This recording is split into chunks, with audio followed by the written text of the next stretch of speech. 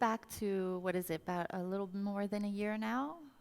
Yeah, it's like, it's about a year and a half now. Yeah. So what was your business like back then? I had a great business. I was doing multiple six figures. I had several people on my team. By any and all standards, I felt like I was running a good business. Mm-hmm. But I was like, what the hell? There's got to be a better way to do this. And funny enough, at the time, I had told my husband, I'm going back to graduate school, and I'm going to get a master's degree in business because I feel like that's what I need to learn to take my business to the next level. Mm-hmm. And what would that have cost, by the way? I think it would have cost between $80,000 and $100,000. Okay, good. And he said to me, if you do that, you better find another husband. So I was like, well, okay. Other options, please? So you came from the universe at the right To time. save your marriage? To save my marriage and my business. I didn't even know. Yeah. But you wanted to learn some business things to do it better. I think my problem is I'm a total education junkie, kind of like Tracy. I don't have multiple degrees from MIT, but I knew enough that she's my friend. And I knew enough that I knew that I had basically used all of my organic learning tools, and that I needed something that was more comprehensive, something that was more structured. And I know that we don't necessarily appreciate the curriculum like we should, but that is the thing that keeps us together. So let me tell you the joke, is that they all tell you that the curriculum is so kick butt, but the problem is the community is so far ahead of anything else that it's like all the great other stuff is pales in comparison. Yeah. That's what you always say. That's why it's the inner joke. So if you want to be in the inner circle, you say, oh, and I like the curriculum too, Fabienne. The stuff I bust my butt over. I know. we never want to offend. She's a Leo. So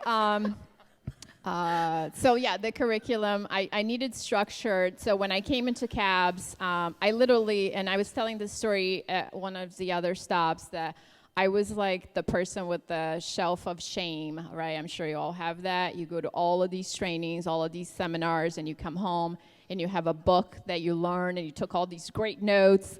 And then the first step is you put it next to your desk. And then you look at it for like weeks and weeks, and then you think like, oh, I'm going to implement that one thing.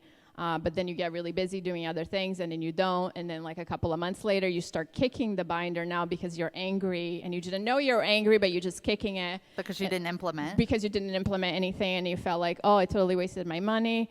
And then 5 months from now, you're like, just put that on the shelf, and then another thing comes up, and you register for it, and the whole cycle starts all over again, right? And I was tired of doing that. So when I came into cabs, I was like, this is not going to happen to me.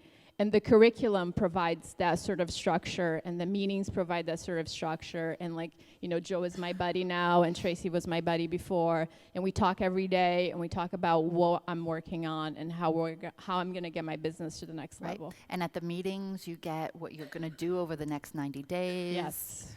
And strategy. And what have you been able to accomplish in your business, Chris, in this year and a half that you've been with us? It's because of your implementation. Yeah, I mean, so I always like to preface this by saying, don't kid yourself. It's a lot of hard work, right? Yes, I wear pretty work. shoes, and I look like I'm having a good time, but I work very hard a lot. But in my first year in cabs, I doubled my business. So remember, it was a multiple six-figure business. And as of July, I had already done as much business as I had done last year. So I'm pretty close on track to doubling my business again. Second year. Yeah. Girl. Yeah. Tell me about the relationships and what they mean to you. I wish you guys could have been backstage just a minute ago. I'm gonna try not to cry because, I feel like I've met so many amazing people that I could literally just pick up the phone at any time and just say, this is what's going on, this is what's happening, help me out. But we were holding hands in backstage and just reminding ourselves of like the community that we are, right? And where do you find that? I mean, I have owned a business for almost 8 years, and I had never seen that before. And honestly, I know we like the curriculum, but that is the reason why we truly succeed. Yeah. I wake up every day, and like I said before, I used to talk to Tracy, and now I talk to Joe, and like I look forward to that call, and sometimes he kicks my butt, and sometimes I kick his butt, and we just but I don't take it personal. I'm like, he's totally there for my best interest. Yep. And I'm moving the process along, and I'm okay, what am I going to work on today that takes my business to the next level? Yeah. Would you recommend it? Oh, absolutely. Absolutely. If you're thinking about it, and if you're thinking I'll wait until next year, I'll ask you one question: how much money are you making today, and how much money could you be making next year? Pays for itself. Yes. Yes. Give her a hand, please.